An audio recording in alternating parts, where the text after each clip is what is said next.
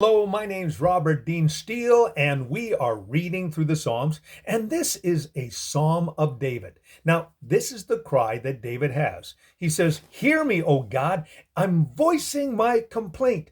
Protect my life from the threat of the enemy." So he's in a place where it's not as comfortable. In fact, it's rather dangerous, and David found himself many times in that situation because Israel was completely surrounded by enemies, and there were also enemies within that were trying to take him out as well. Now, listen to what he had to say. This is the reason why. He says, "Hide me from the conspiracy of the wicked, from the noisy crowd of evildoers." So he says, this is what I'm up against. Now listen to what they're doing. They sharpen their tongues like swords and aim their words like deadly arrows.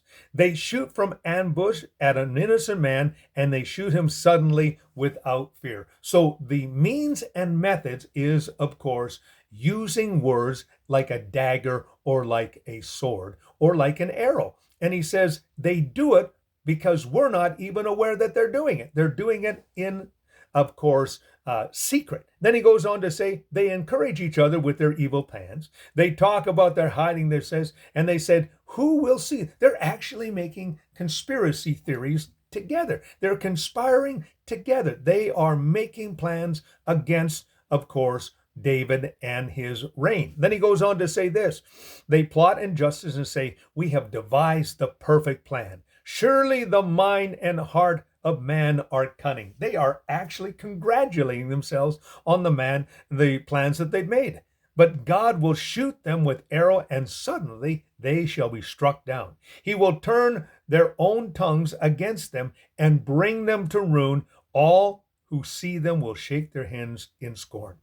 He says their plans, no matter how cunning and how clever they are going to fall apart because of the Lord. And it says, those who see it will hang their heads and say, what were they thinking? Then it goes on to say this, all mankind will fear and proclaim the works of the Lord and ponder what he has done.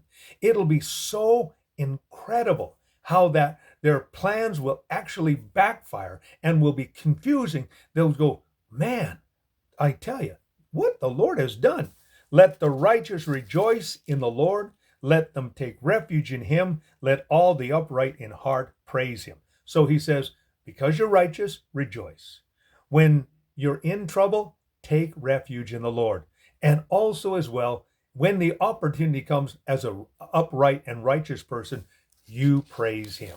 So that's Psalm 64. We've been reading through it. And my name's Robert Dean Steele. Thank you for joining me for this particular time.